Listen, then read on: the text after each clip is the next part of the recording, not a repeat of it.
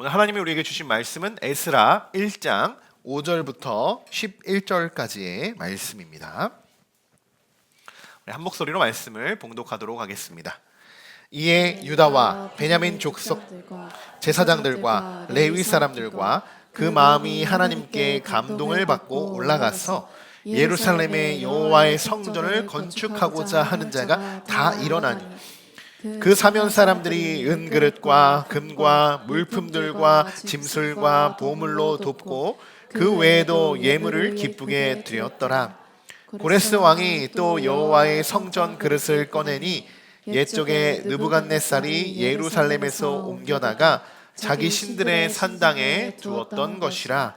바사왕 고레스가 창고지기 미르르다에게 명령하여 그 그릇들을 꺼내어 세워서 유다 총독 세스바살에게 넘겨주니 그것은 금 접시가 30개요 은 접시가 1000개요 칼이 29개요 금 대접이 30개요 그보다 못한 은 대접이 410개요 그 밖에 그릇이 1000개이니 금, 은 그릇이 모두 5400개라.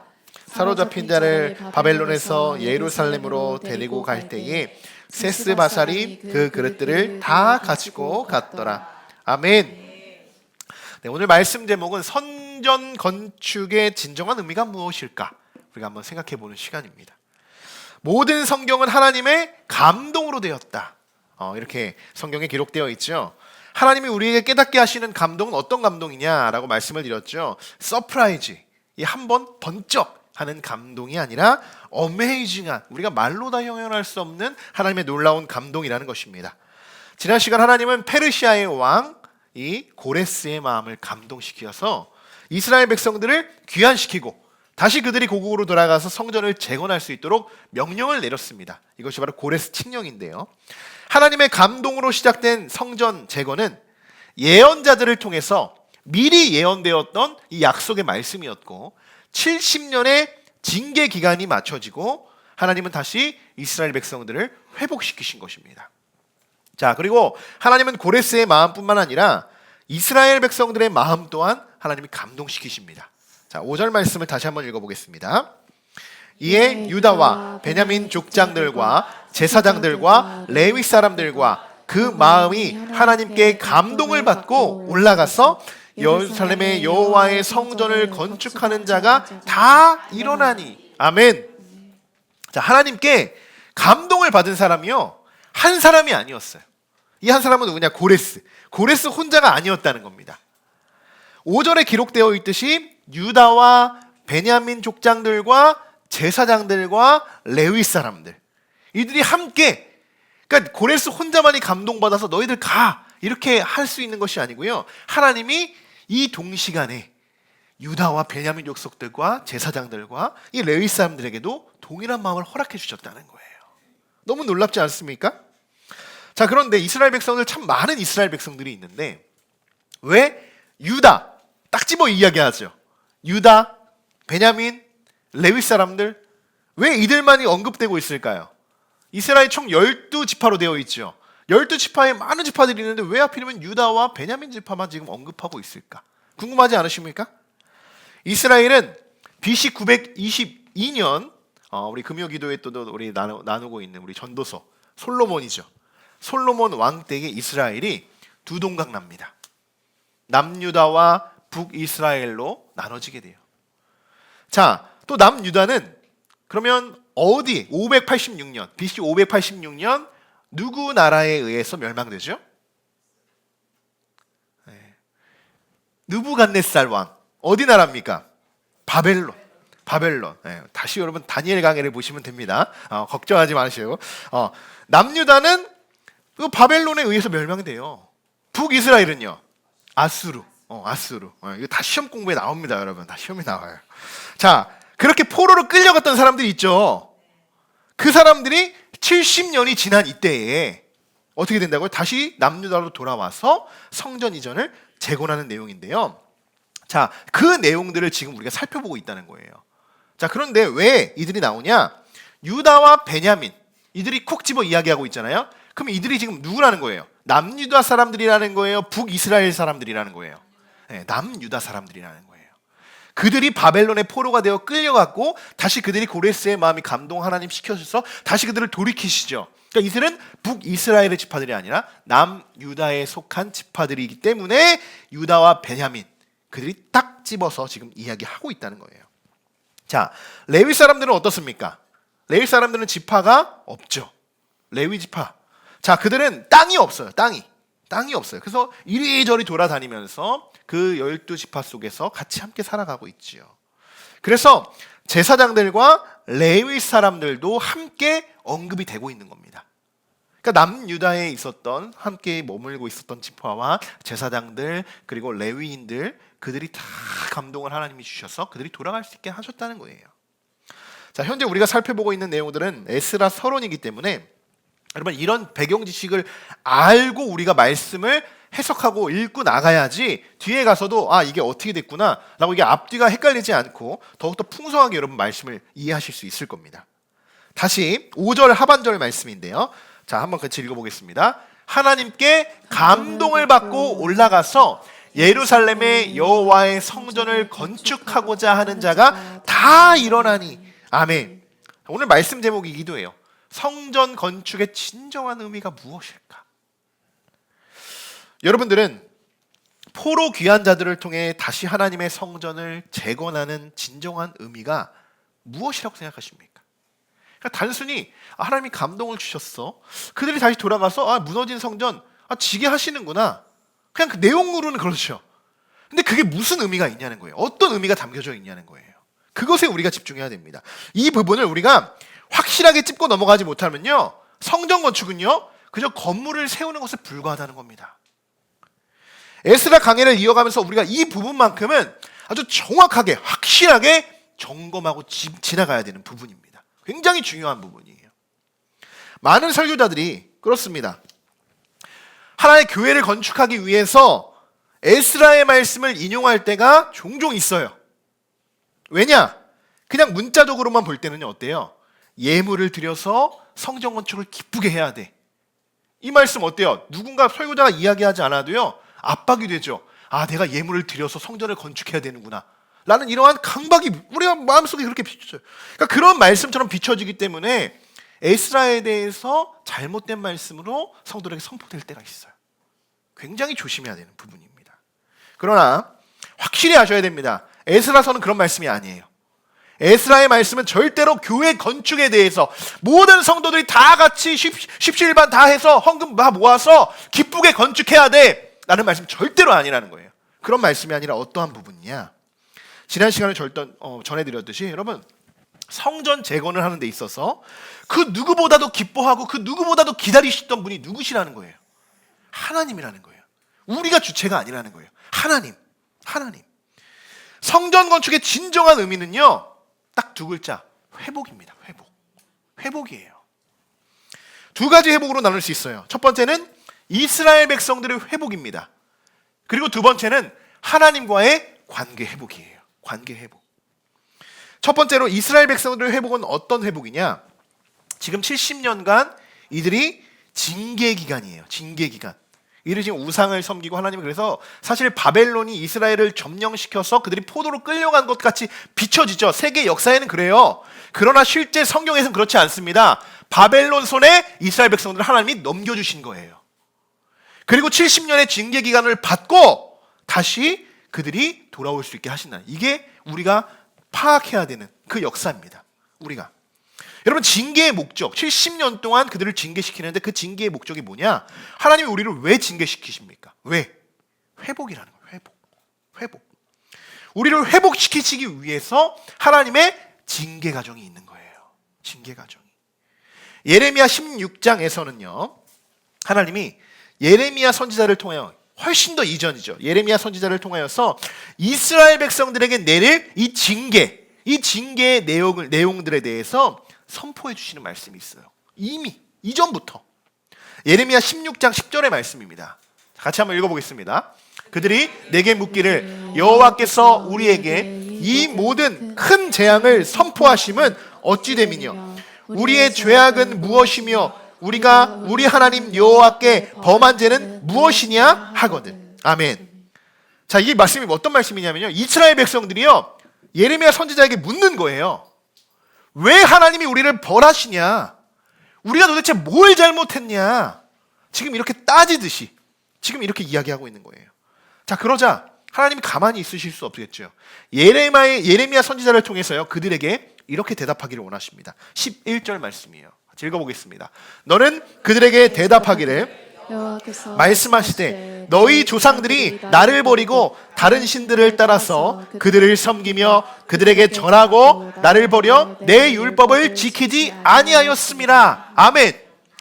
하나님은 정확하게 이스라엘 백성들을 징계하시는 이유를 말씀해주고 계신다는 겁니다. 분명히. 또한 그들을 징계하는 목적이 분명하죠. 그들이 다시 우상들을 제거하고 하나님의 율법과 규례들을 따르기를 원하신다는 거예요. 이것이 뭐예요?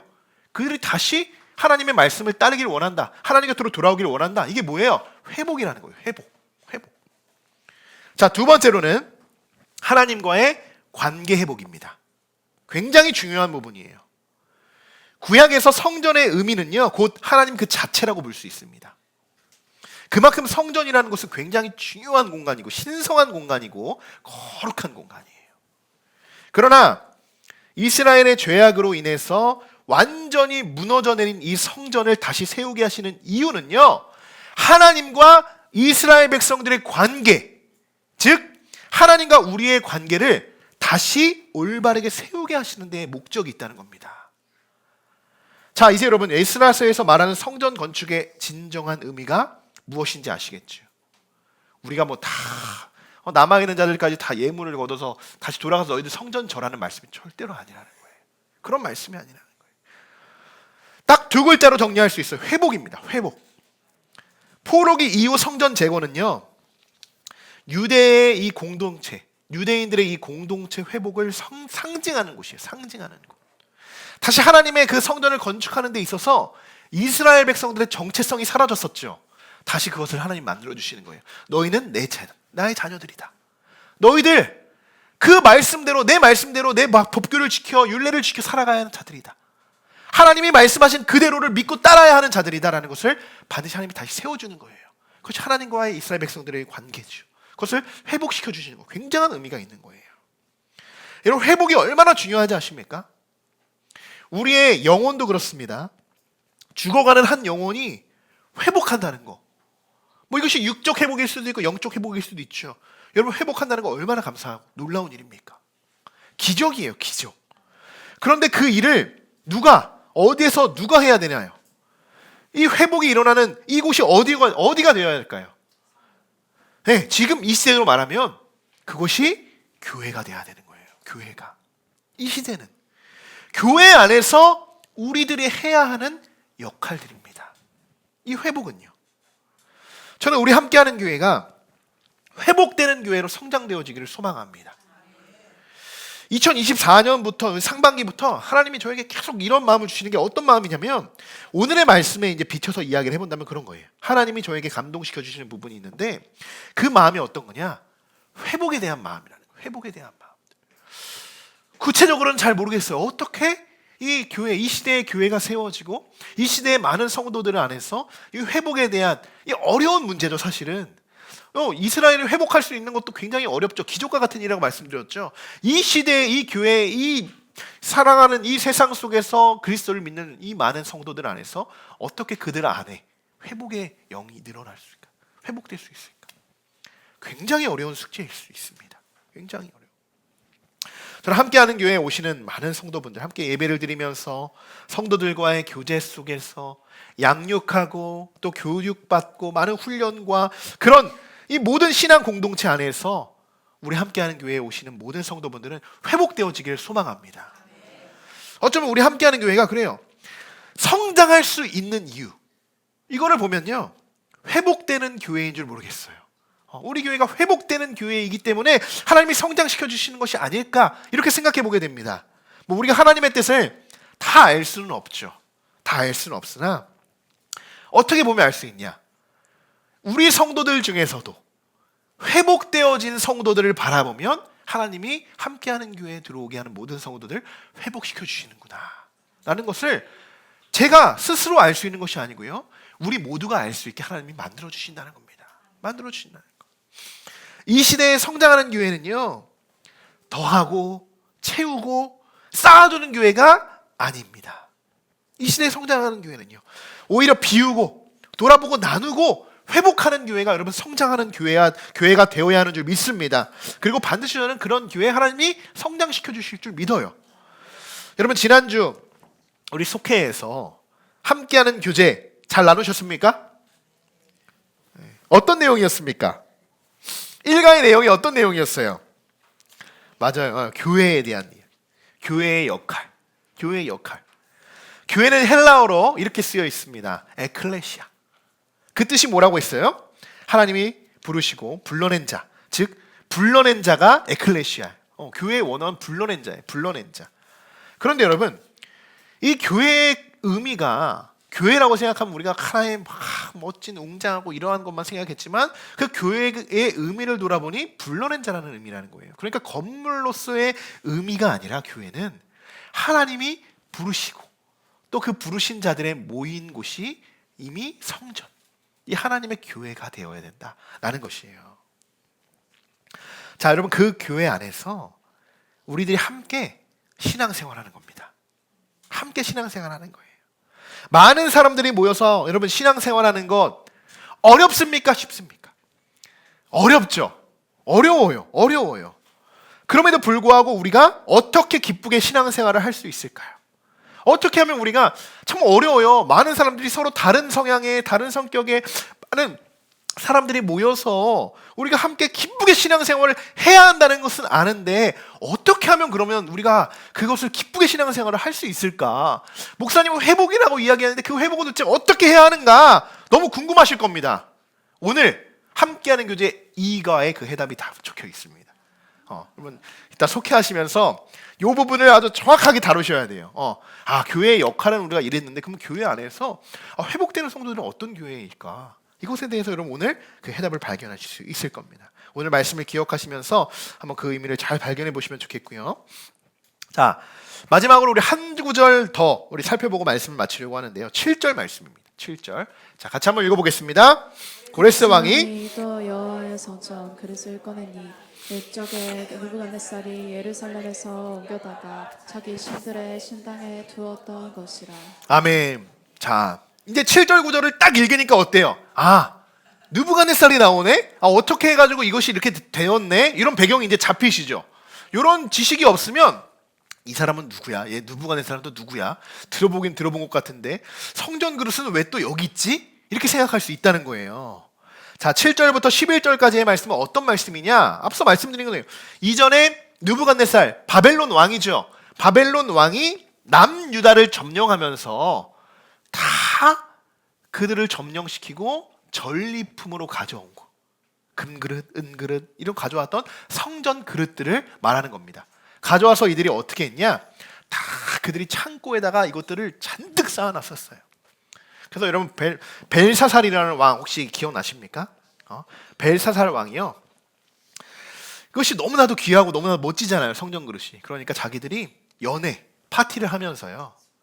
술잔을 가져와라 명령을 합니다. 우리 저기 남유사에서 갖고 온 그 술잔 좀 꺼내와라. 그래서 창고에 가서 그 술잔들을 꺼내옵니다. 그리고 그 술잔들로 이들이 지금 연회를 즐겨요. 그 술잔으로. 하나님이 진노하시겠습니까? 진노하지 않으시겠습니까? 그 순간 하나님의 손가락이 석회벽에 나와서 글씨를 씁니다. 손가락에 글씨를. 그러자 벨사살이 무서워서요. 다 두 다리가 후들후들 떨려가지고 부딪힐 정도로 그렇게 주저앉게 돼요. 처음 들으시는 것 같은 느낌인데 다니엘서에서 다 한 말씀입니다. 네, 맞습니다. 자, 보십시오. 그 수가 상당해요. 가져온 그릇의 수. 11절을 보시면 금, 은, 그릇 모두 5,400개. 5,400개. 여러분 금그릇, 은그릇이 5,400개라고 생각해 보십시오. 우리 교회는 하나도 없잖아요. 지금 금그릇이. 자, 고레스는 유다 총독 이 세스바살에게 이제 앞으로 계속 들려올 겁니다. 세스바살, 수룹바벨 뭐 이런 이름들이 들려올 거예요. 유다의 총독이에요. 이 모든 성전 기물들을요 예루살렘으로 너네 다시 다 가지고 가라. 이렇게 명령을 하는 거예요. 너무 얼마나 기쁘겠습니까? 얼마나 기쁘겠습니까? 이들이 뭐가 있어서 가서 뭘 질 수 있겠어요? 그리고 이전에 그렇게 하나님의 성전으로 사용되었던 그 성전의 기물들을 다시 가져갈 수 있다는 그 놀라운 기쁨이 있지 않겠습니까? 자, 저는 이제 11절까지 7절부터 11절까지 말씀을 읽으면서 또 준비하면서 과거의 성전과 그리고 현재 다시 세워져야 하는 성전에 대해서를 한번 묵상해 보게 되었어요. 과거의 성전, 제가 여기서 말씀드리는 이 과거의 성전은 어떤 성전을 이야기하는 것일까요? 이스라엘의 성전은 어떤 성전입니까? 솔로몬 성전을 이야기하는 솔로몬 성전. 이스라엘의 첫 번째 성전이기도 하죠. 첫 번째 성전.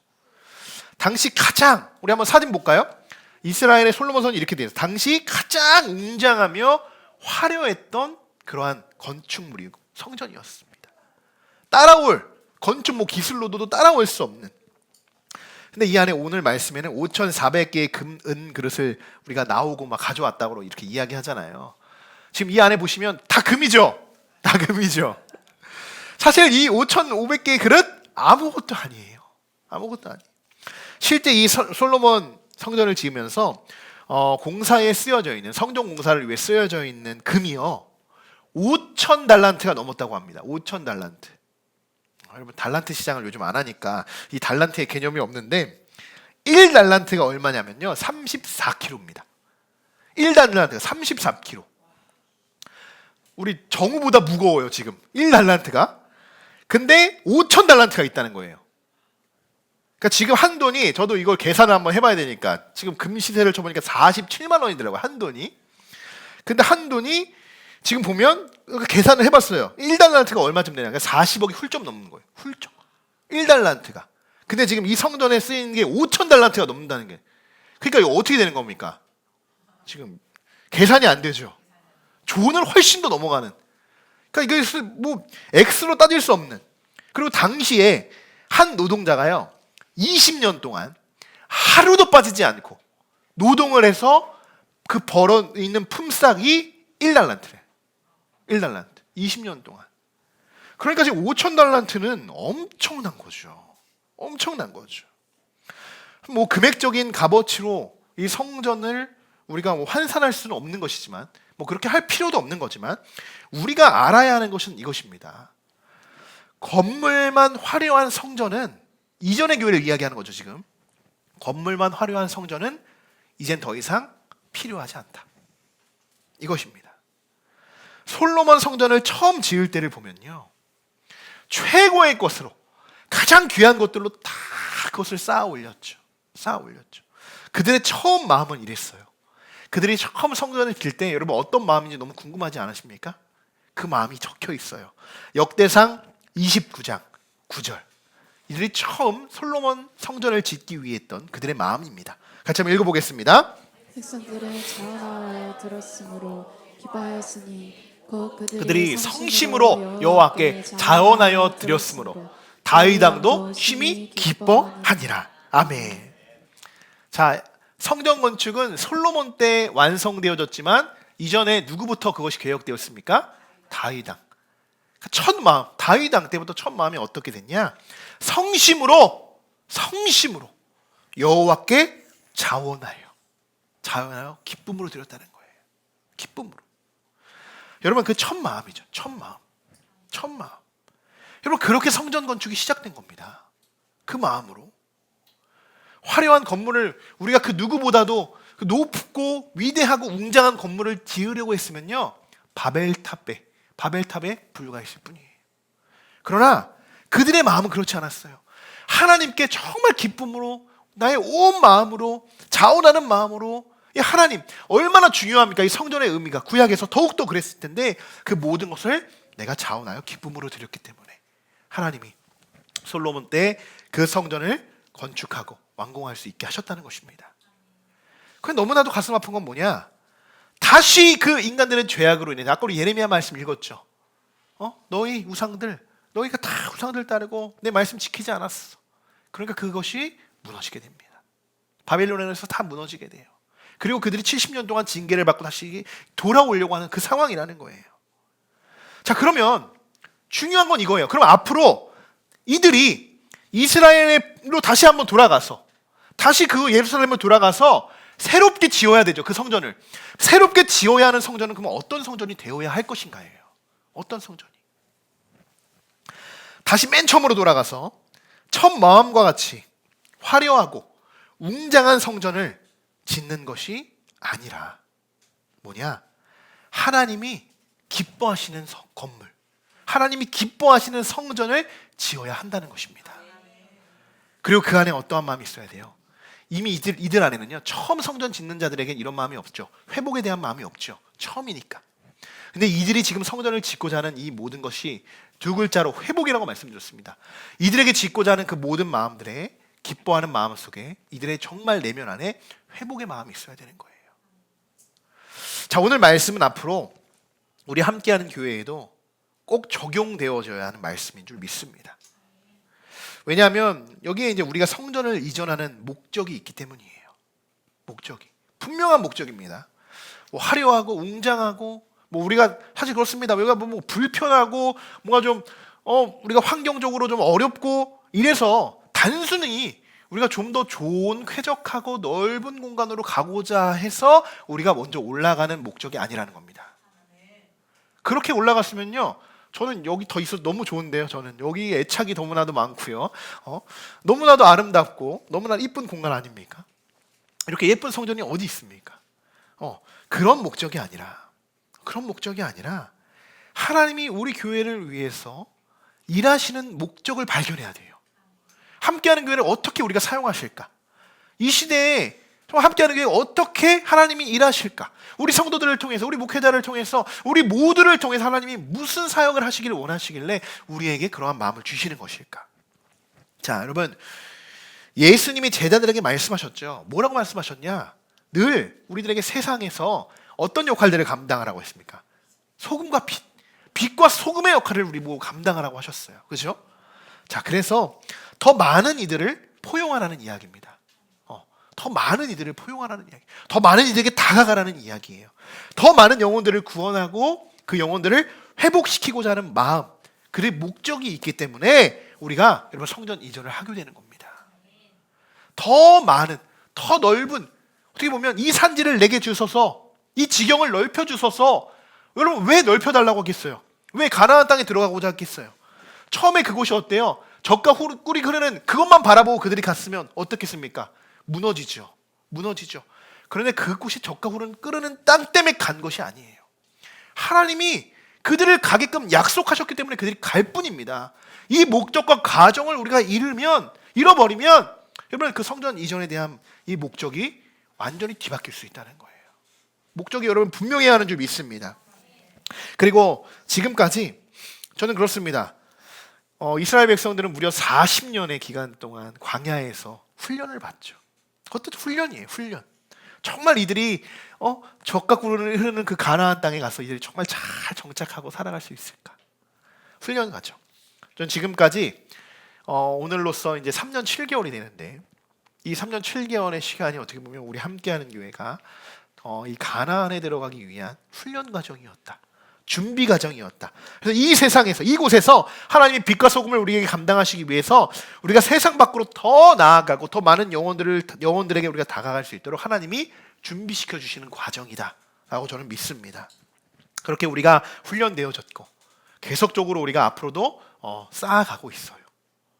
세상에는 셀 수 없을 만큼의 교회들이 있습니다. 오늘 우리 함께하는 교회 예배드리러 오시면서도 아마 여러분들 수십 개, 수백 개의 교회를 지나치면서 이곳에 오셨을 거예요. 저도 한 20개 넘는 교회들을 지나치면서 이곳에 옵니다. 뭐 한 2-3km밖에 되지도 않는 거리지만. 그런데 우리가 이런 걸 생각해봐요. 이 시대에 그럼 하나님이 진짜 기뻐하시고 원하시는 교회는 무엇일까? 이 시대에 필요한 교회는 무엇일까? 이 시대에는 어떠한 사역을 해야 할까? 저는 그것에 처음으로 풀어나갈 수 있는 그 열쇠가 회복이라고 믿습니다. 회복. 바라봄 이루어질 희망. 우리가 2024년 그렇게 비전으로 품고 다가왔습니다. 그렇게 기도했습니다. 자, 이제 하나님이 우리를 사용하여 주실 것이고 우리 교회를 사용하여 주실 것이고 우리가 한 마음으로 품고 기도했던 이 모든 일들을 이루시기를 더욱 간절히 믿고 우리가 기도하는 우리 모두가 되기를 주님의 이름으로 간절히 축원합니다.